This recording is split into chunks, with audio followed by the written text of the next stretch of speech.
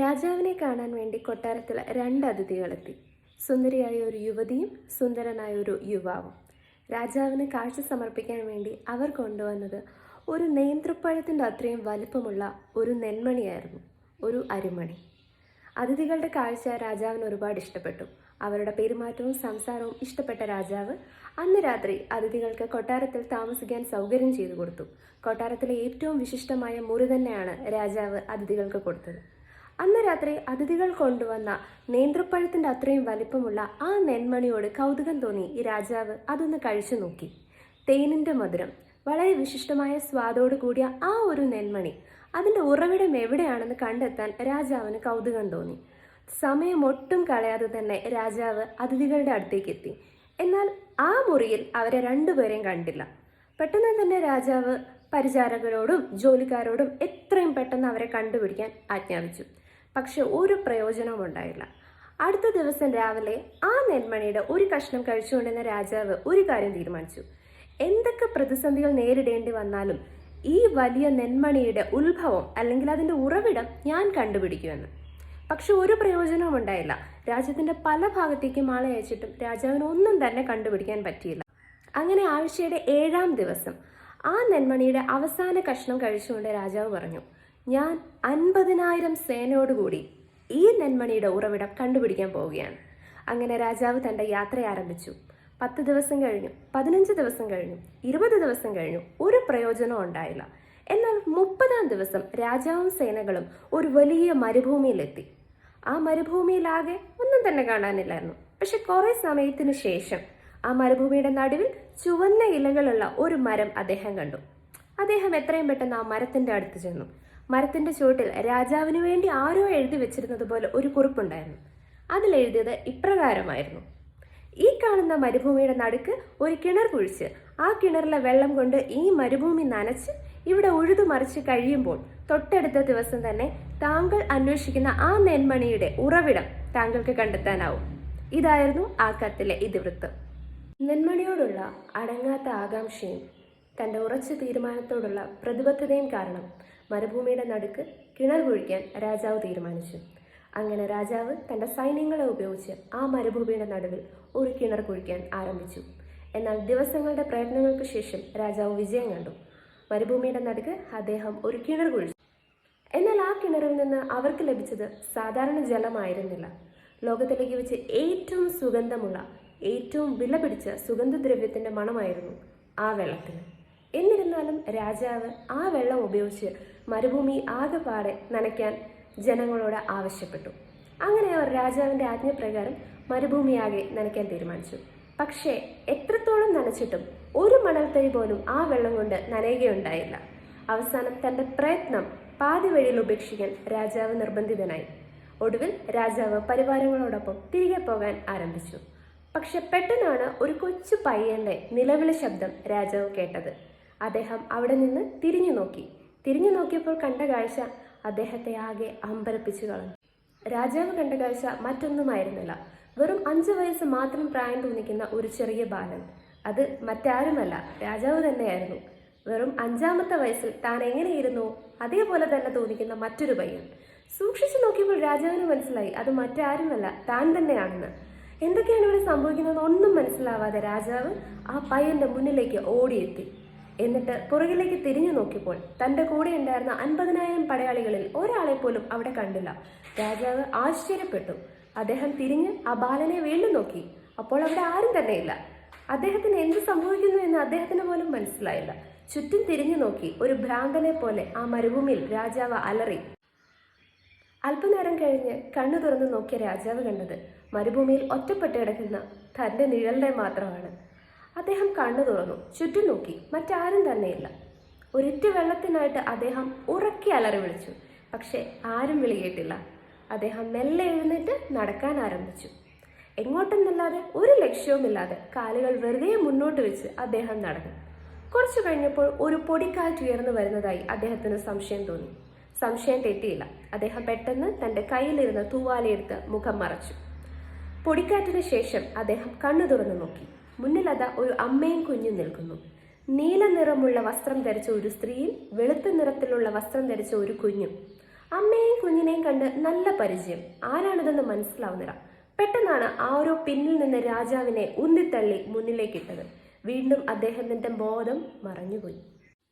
ഇത്തവണ ബോധം വന്നപ്പോൾ രാജാവ് എത്രയും പെട്ടെന്ന് ആ മരുഭൂമിയിൽ നിന്ന് രക്ഷപ്പെടാനുള്ള വഴി ആലോചിച്ചു. പക്ഷെ മറ്റൊരു നിവൃത്തിയില്ലാതെ വന്നപ്പോൾ രാജാവ് മുന്നോട്ട് വീണ്ടും നിസ്സഹായനായിട്ട് നടന്നു. അങ്ങനെ കുറേ ദൂരം നടന്നപ്പോൾ കുറച്ചു മുൻപ് താൻ കണ്ട ആ അമ്മയും കുഞ്ഞിനെയും രാജാവ് വീണ്ടും കാണാനിടയായി. പക്ഷെ സൂക്ഷിച്ചു നോക്കിയപ്പോഴാണ് അദ്ദേഹത്തിന് ആ കാര്യം മനസ്സിലാവുന്നത്.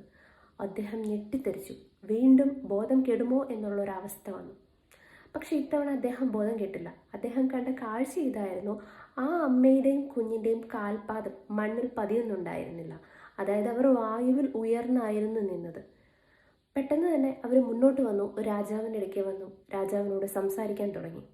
രാജാവ് എന്താണ് ഇവിടെ സംഭവിക്കുന്നത് എന്നറിയാതെ ആശ്ചര്യപ്പെട്ട് നിൽക്കുകയാണ്. ആ സ്ത്രീ ചോദിച്ചു, താങ്കൾക്ക് തിരികെ നാട്ടിലേക്ക് പോകണ്ടേ? രാജാവ് പറഞ്ഞു, പോകണം. എനിക്ക് മാത്രമല്ല, എൻ്റെ കൂടെ ഉണ്ടായിരുന്ന 50,000 പടയാളികൾക്കും അവർക്കും തിരികെ രാജ്യത്തേക്ക് പോകണം. അപ്പോൾ ആ സ്ത്രീ വീണ്ടും പറഞ്ഞു, താങ്കൾക്ക് പോകണമെങ്കിൽ താങ്കൾ ഈ പറയുന്ന കാര്യം തീർച്ചയായും ചെയ്തിരിക്കണം. എന്താണ് അവർ പറയുന്നത് എന്നറിയാൻ വേണ്ടി രാജാവ് ആകാംക്ഷയോടെ അവരെ നോക്കി നിന്നു. അവർ വീണ്ടും പറഞ്ഞു, താങ്കളും താങ്കളുടെ പടയാളികളും ചേർന്ന് ഈ മരുഭൂമിയിൽ ഒരു കിണർ കുഴിച്ചില്ലേ? ആ കിണറിലെ ജലം ഉപയോഗിച്ച് ഈ മരുഭൂമി ആകെ നിങ്ങൾ നനയ്ക്കണം. ശേഷം അവരുടെ കയ്യിൽ നിന്ന് ഏതാനും ചില ധാന്യ വിത്തുകൾ രാജാവിന് കൊടുത്തിട്ട് പറഞ്ഞു, നിങ്ങൾ ഇവിടെ നനച്ചു കഴിഞ്ഞിട്ട് ഈ വിത്തുകൾ ഇവിടെയെല്ലാം പാകി അത് മുളപ്പിക്കണം. അവയെല്ലാം ഫലങ്ങളായി മാറുമ്പോൾ താങ്കൾക്കും താങ്കളുടെ കൂടെയുള്ളവർക്കും തിരിച്ചു പോകാം. ഇത് കേട്ട് രാജാവിന് ആകെ ഭയമായി. അതിനൊക്കെ എന്തോരം കാലതാമസം എടുക്കും. പക്ഷേ എൻ്റെ കൂടെയുള്ളവരൊക്കെ എവിടെ? അവരില്ലാതെ ഞാൻ ഒറ്റയ്ക്ക് ഇതൊക്കെ എങ്ങനെ ചെയ്യും? രാജാവ് ആ സ്ത്രീയോട് ചോദിച്ചു.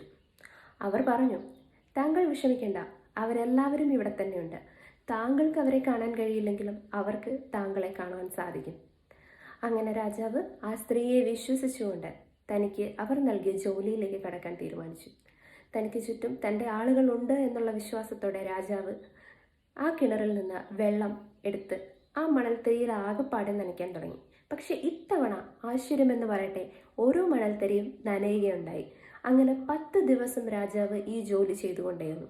10ാമത്തെ ദിവസം രാജാവിന് തൻ്റെ കൂടെ ഉണ്ടായിരുന്ന ബാക്കിയുള്ള എല്ലാ ആളുകളെയും കാണാൻ സാധിച്ചു. അങ്ങനെ 3 മാസത്തെ പ്രയത്നം കൊണ്ട് ആ മരുഭൂമിയാകെ അവരെല്ലാവരും ചേർന്ന് നനച്ച് ഉഴുതുമാറ്റി. അടുത്ത ദിവസം തന്നെ ആ സ്ത്രീ വീണ്ടും അവരുടെ മുന്നിൽ വന്നു. എന്നിട്ട് പറഞ്ഞു, എത്രയും പെട്ടെന്ന് ഞാൻ നിങ്ങൾക്ക് നൽകിയ വിത്തുകൾ ഉപയോഗിച്ച് ഇവിടെ വിത്ത് പാകി അത് വൃക്ഷങ്ങളാക്കി മാറ്റുക. താമസിച്ചില്ല. രാജാവും കൂടെയുള്ളവരും ചേർന്ന് ആ വിത്തുകൾ അവിടെ പാകി. ഒരാഴ്ചയ്ക്കുള്ളിൽ അത്ഭുതമെന്ന് പറയട്ടെ, അവയെല്ലാം തളിർത്തു വന്നു.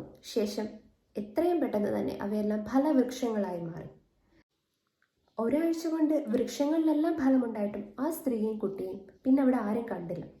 എങ്കിൽ പിന്നെ നമുക്ക് രക്ഷപ്പെടാം, നമുക്ക് മുന്നോട്ട് യാത്ര തിരിക്കാം എന്ന് രാജാവ് തീരുമാനിച്ചു. അങ്ങനെ സംസാരിച്ച് നിൽക്കുമ്പോൾ പൊടുന്നനെ ആ സ്ത്രീയും കുഞ്ഞും അവരുടെ മുന്നിൽ പ്രത്യക്ഷപ്പെട്ടു. ഇത്തവണ അവർ പറഞ്ഞു, സന്തോഷ വാർത്ത, നിങ്ങൾക്ക് ഇന്ന് തന്നെ നിങ്ങളുടെ രാജ്യത്തേക്ക് യാത്ര തിരിക്കാം. അപ്പോൾ രാജാവ് ചോദിച്ചു, എങ്ങനെ? ഇതുവഴിയാണ് ഞങ്ങൾ യാത്ര ചെയ്യേണ്ടത്?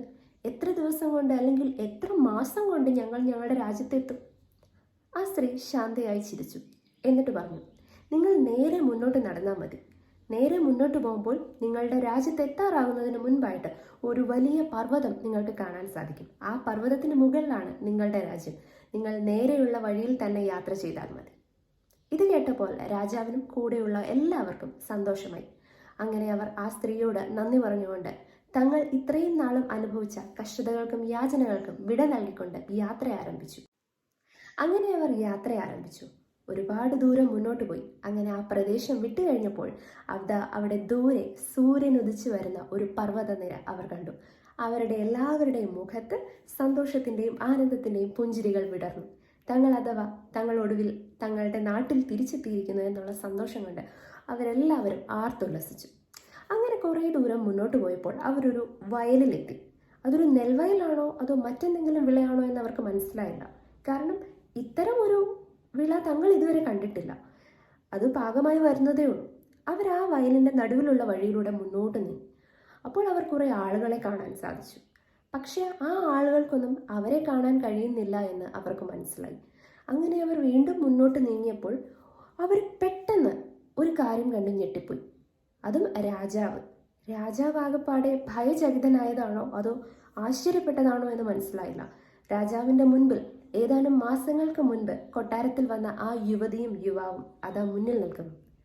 അവർക്ക് തങ്ങളെ കാണാൻ സാധിക്കുന്നില്ല, പക്ഷേ രാജാവിനും കൂട്ടർക്കും അവരെ കാണാം.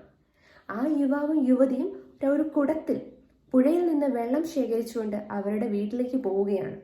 എന്തായാലും ഇവരെ പിന്തുടരണം എന്ന് രാജാവ് തീരുമാനിച്ചു. അങ്ങനെ രാജാവും പരിവാരങ്ങളും ആ യുവാവിൻ്റെയും യുവതിയുടെയും കൂടെ അവരുടെ പിന്നാലെ നടന്നു. അപ്പോൾ അവർ ഒരു കുടിലിലേക്കാണ് കയറി ചെല്ലുന്നതെന്ന് അവർക്ക് മനസ്സിലായി. അവസാനം രാജാവ് ആ യുവാവിൻ്റെയും യുവതിയുടെയും കൂടെ ആ കുടിലിലേക്ക് എത്തി.